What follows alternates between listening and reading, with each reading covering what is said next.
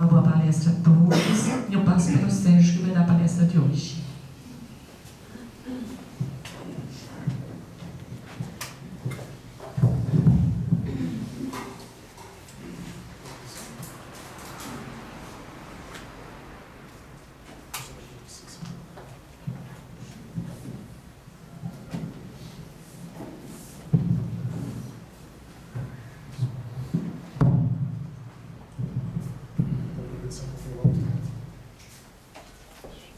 Muito boa noite a todos. Boa noite. Que a doce paz de Jesus esteja e permaneça conosco agora e sempre. Que assim seja.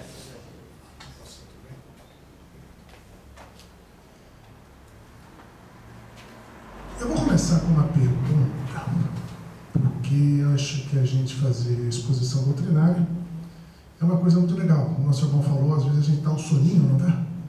É o melhor soninho do dia, né? Ouvir palestra, vamos dar um soninho. Então vamos começar a agitar um pouquinho a todos nós. O mal existe? O que vocês acham? Vocês têm certeza? O mal existe? Essa pergunta foi feita por um professor a um aluno. E o aluno respondeu: sim. Quem pratica o mal? Quem é que pratica o mal? Cérebro. O praticador do bem que deixa de fazer o bem. Somos nós. Não é verdade? Nós praticamos o mal. É o raciocínio de um professor inquirindo um aluno. E ele perguntou logo na sequência: se somos nós que praticamos o mal e nós somos a imagem e semelhança de Deus, significa então, pela conclusão dele, que Deus é o mal. Esse professor era ateu. E aí a gente consegue entender.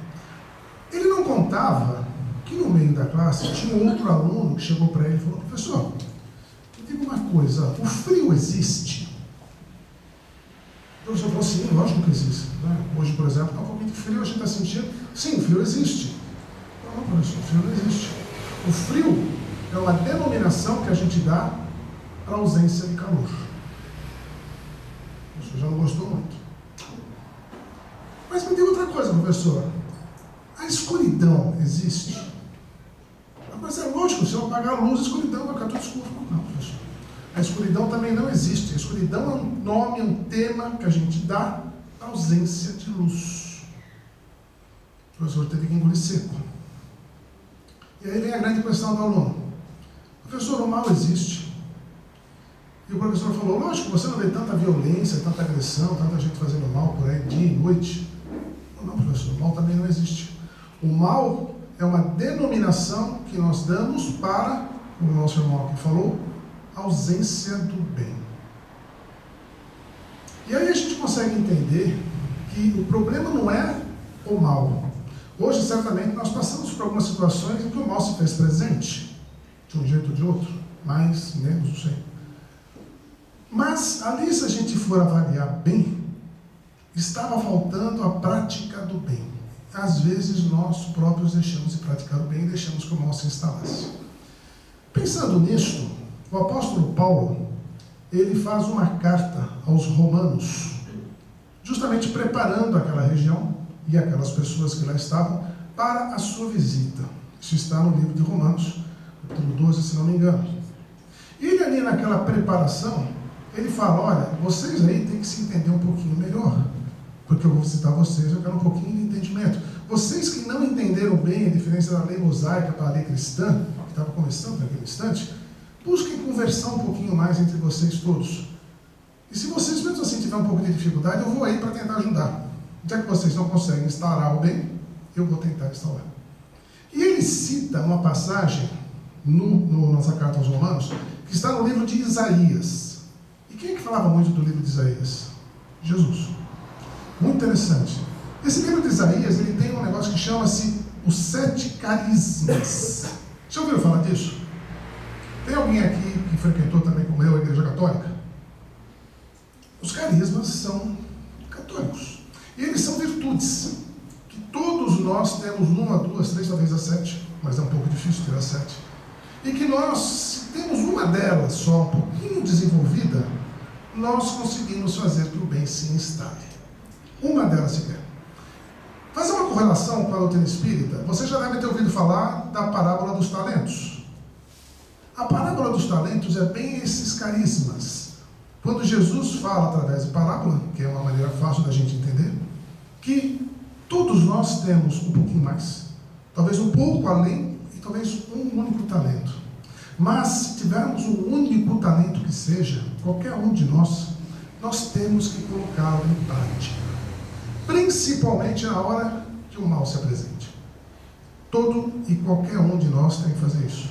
Se nós estivermos vendo o mal se instalar ou aparecer, ou qualquer situação, e nós recuarmos, é aquela passagem que Jesus falou: você, servo mau, que teve o talento e o enterrou, ou seja, não o usou, não terá nenhum deles, você será jogado fora, e lá haverá choro e ranger de dentes. Se a gente se arrepia só de olhar isso, não é mesmo? Porém, esse talento que nós temos em nossas mãos, nós não praticamos. Vamos pensar no dia de hoje. Notícias que vêm para nós são notícias estarrecedoras, situações as mais diversas possíveis. Naquele momento, se a gente avaliar um pouquinho só, a gente percebe a total ausência do bem. Às vezes de uma pessoa fala: parem, não façam isso. Não pratiquem esse tipo de atitude, porque isso vai fazer mal para todos. Isso vai prejudicar a todos. Parem. E é nesse sentido que o Espírito Emmanuel, o orientador espiritual de Chico Xavier, dá uma avaliada nessa passagem de Paulo, de duas maneiras muito interessantes, que estão no livro Palavras da Vida Eterna. Emmanuel fala o seguinte: primeiro, vencer o mal. E na segunda passagem ele fala: para vencer o mal. A gente fala: mas é só uma palavrinha a mais? Não. Na primeira ele fala: vocês vão estar expostos ao mal. Como é que vocês vão reagir? Como é que nós reagimos ao mal? Vocês já pensaram nisso? Se o mal se instalasse hoje ainda, talvez na casa, no caminho, no transporte, como é que eu iria reagir?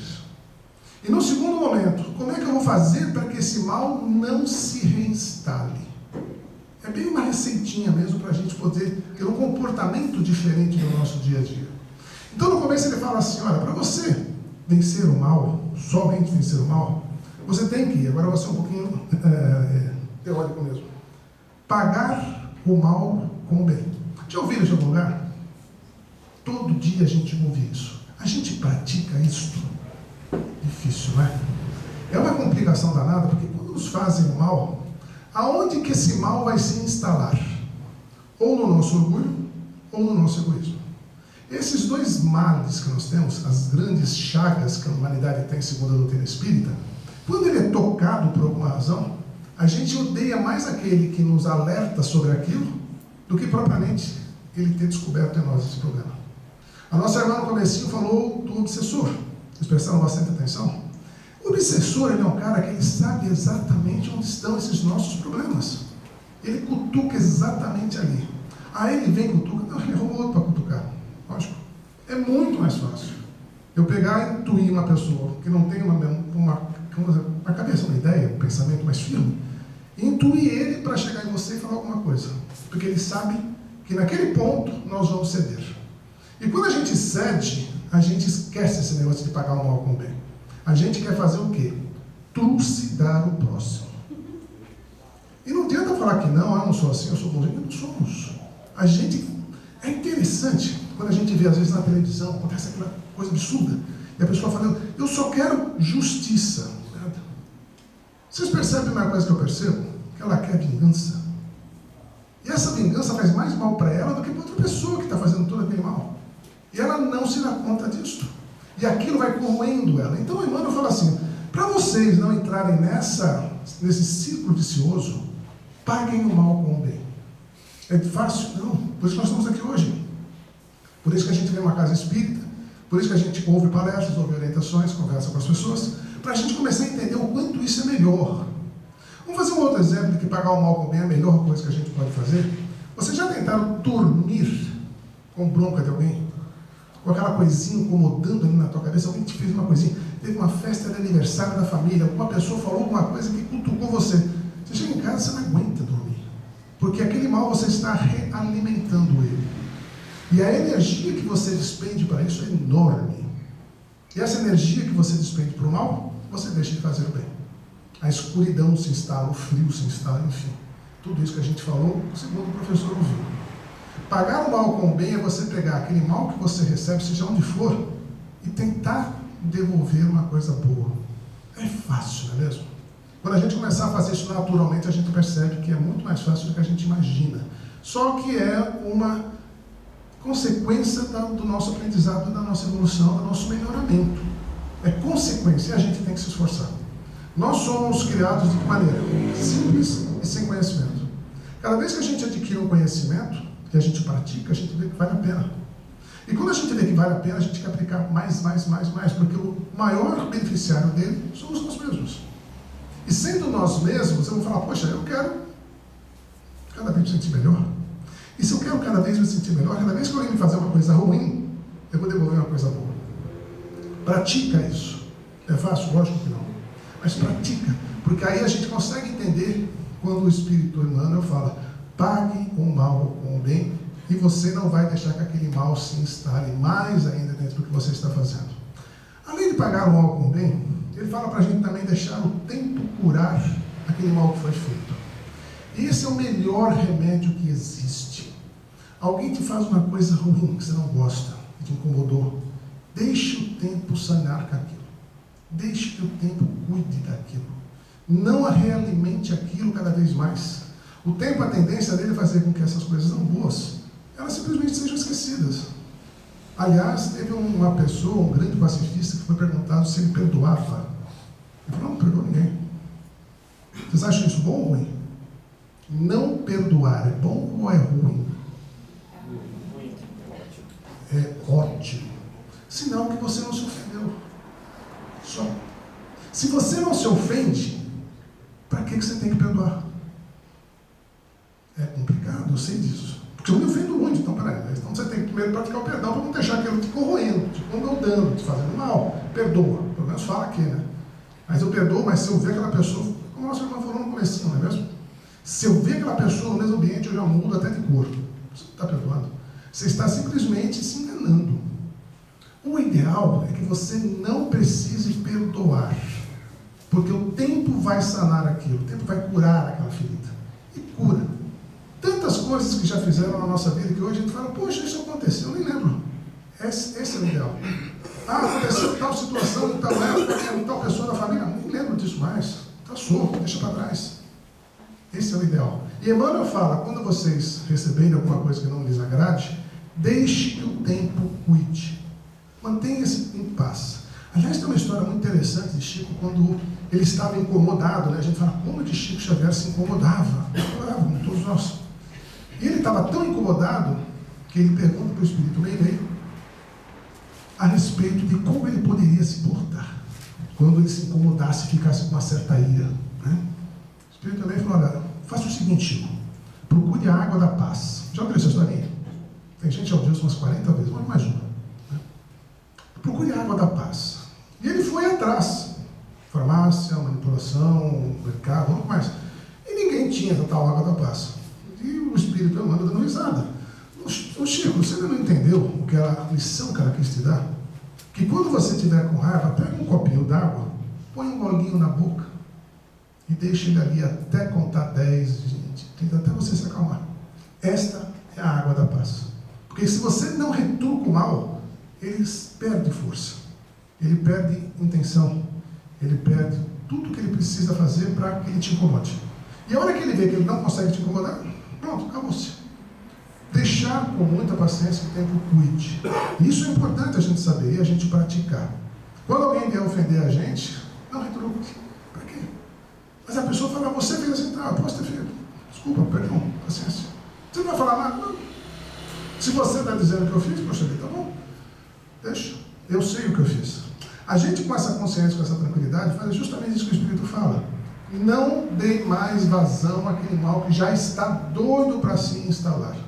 E isso faz efeito, isso faz um bem danado para a gente. Mas ele fala também outra coisa. Além de vocês pagarem o mal com o bem, além de vocês deixarem o tempo cuidar, não propaguem o mal. O que seria propagar o mal? Tem um probleminha lá no trabalho. Seja lá qual for, problema no trabalho normal, a gente sai daquilo remoendo a gente. Aí chega em casa, qual é o primeiro assunto que a gente fala em casa? O probleminha do trabalho. Aquilo já começou a pegar um ambiente familiar. A esposa, o marido, o filho, a filha começa a falar daquilo também. E aquilo começa a pegar porte. Sai dali, vai para um encontro com os amigos e a gente volta a falar do quê? Do mesmo problema lá. E aquilo começa a cada vez mais contaminar. Uma hora aquela pessoa do nosso ciclo social encontra a pessoa que gerou aquilo do trabalho. Novamente o realimento. E assim vai. Não propagar o mal é onde ele tenha acontecido, deixe ele lá. Deixe ele quieto lá. Aonde quer que seja. Porque a partir do momento que você faz isso conscientemente, ele não se espalha, ele não contamina outras pessoas. E ser contaminado pelo mal é a coisa mais fácil que existe. Se não vejamos, quando a gente liga uma televisão em casa, qual o canal que a gente assiste? Aquele que tem as notícias mais complicadas, não é mesmo? E a gente gosta. A gente sente atenção. A gente olha para aquilo e fala, meu Deus, aconteceu isso mesmo? A gente está propagando aquela coisa ruim e vai comentar e a coisa vai indo. Um exemplo disso é quando a gente, por exemplo, faz o Evangelho no Lar, o culto do Evangelho no Lar. Eu acho que a maioria faz. Alguns faz. Quantos fazem o Evangelho no Lar aqui? Bom, tá bom. Ótimo. O Evangelho no Lar é uma coisa parecida com uma asepsia do nosso lar, uma limpeza do nosso lar. As pessoas que têm evidência, por exemplo, elas quando enxergam um ambiente muito carregado, elas percebem uma crosta cinza pairando pela casa, a uma altura de mais ou menos 1 metro quadrado, que é as energias mentais que nós damos vazão a ela, se depositando ali.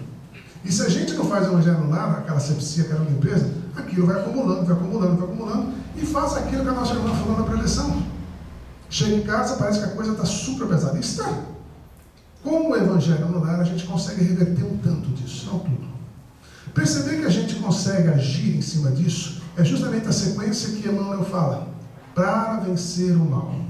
E para vencer o mal, a gente tem que agir. A primeira a vencer o mal puro e simplesmente é aquela ação mais passiva, em que chega entre você e você não deixaria adiante. Mas chega um momento que é bom você agir. Então ele fala, para vencer o mal, nós temos que tomar algumas atitudes. Uma dessas atitudes é aquela hostilidade indireta. Não é difícil, mas é a coisa mais fácil de fazer. E a gente faz. Hostilidade indireta. E ele fala, o favor adiado. Já ouviram falar disso de favor adiado? Uma pessoa precisa de um favor meu. Eu não gosto daquela pessoa. O que eu faço? Hoje não dá. A semana que vem dá? Vou tentar. Porque o problema teu não é o seu tempo. O problema teu é a sua dificuldade de lidar com aquela pessoa. Então o Emmanuel fala, cuidado com essa hostilidade indireta, porque isso são sinais em que você está realimentando quase inconscientemente o mal que chegou até você. Para você vencê-lo, você não pode fazer isso. Você tente, quando surgir a possibilidade de fazer o bem para outra pessoa, fazer. Faça o bem a quem quer que seja. Ah, mas ele me prejudicou. Por isso mesmo, é mais um motivo. Quando a gente lida com o obsessor, já que o tema da prevenção foi esse, o obsessor chega para a gente e fala, vocês estão tentando ajudar essa pessoa, seja lá quem for, mas vocês não sabem o que ele fez comigo, com a minha família, estou com fogo na minha casa, fez isso, conta toda a história. A gente fala para ele, poxa vida, se você continuar fazendo isso, chega amanhã só inverte o lado. Você vai estar encarnado, ele vai estar desencarnado, está um pegando no outro. É certo isso? É bom isso? Não. Então está na hora de parar isso. Quando a gente pensa em parar uma situação ruim, é a hora que você se depara com alguém que te fez o mal, você poder fazer o bem para ele conscientemente. E falar, eu vou fazer o bem porque até agora a culpa está com ele.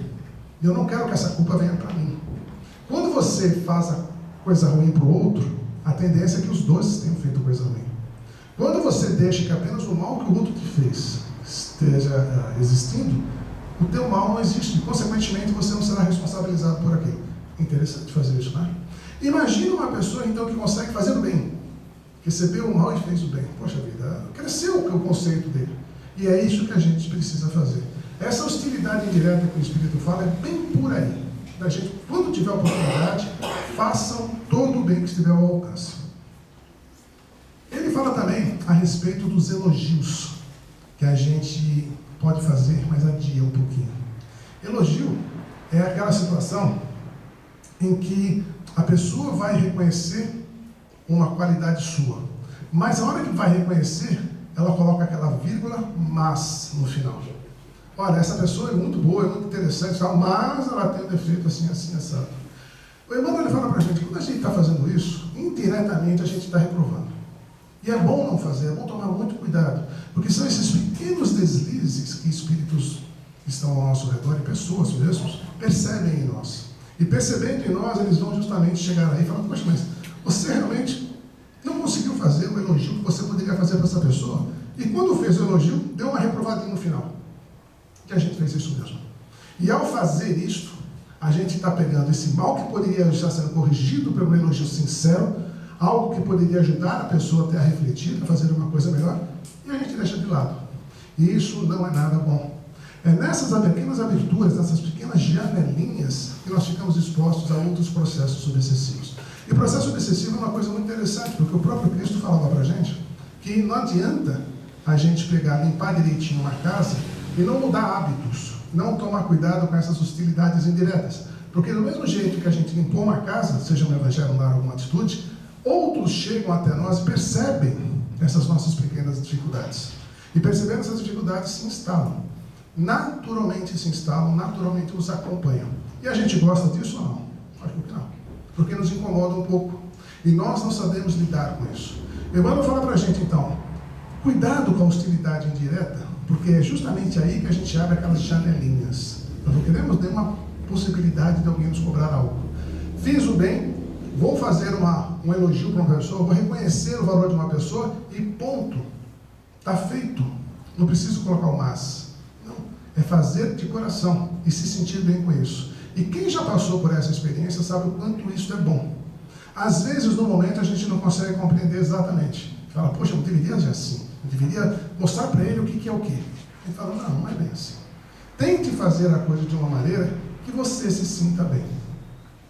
E na sequência, Emmanuel também fala de a gente esquecer quando pensa em honrar o mérito da outra pessoa. Honrar o mérito é aquela situação que você também pratica uma coisa boa com a pessoa e você esquece de fazer aquilo.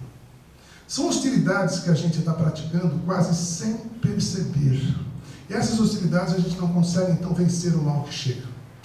Para a gente conseguir sanar isto, toda a nossa participação, toda a nossa manifestação tem que ser sincera, tem que ser de dentro de nós. Vocês já ouviram falar de um tema chamado reforma íntima? A reforma íntima justamente nos ensina a fazer isso. Intimamente nós temos que fazer as coisas partindo de nosso coração. Uma oração que nós fizemos hoje aqui, o Pai Nosso, se ele veio do coração para fora, tudo aquilo que a gente pede a Deus será dado. Só que a gente pede às vezes de um jeito mecânico. E quando isso não sai do nosso coração, infelizmente não chega aonde tem que chegar. Não chega com aquele afinco que tem que chegar. E aí a gente percebe que, poxa vida, eu preciso ser um pouquinho mais convincente. Com quem? Com Deus? Não, Deus nos conhece. Eu preciso convincente comigo. Para quando eu orar, como diz o Cristo, ore para você próprio. Ore dentro de você. E ao orar, você vai sentir aquele calor de dentro, aquela vida de dentro fluir nas suas palavras. Isso faz um bem danado. Vencer o mal também é orar com qualidade.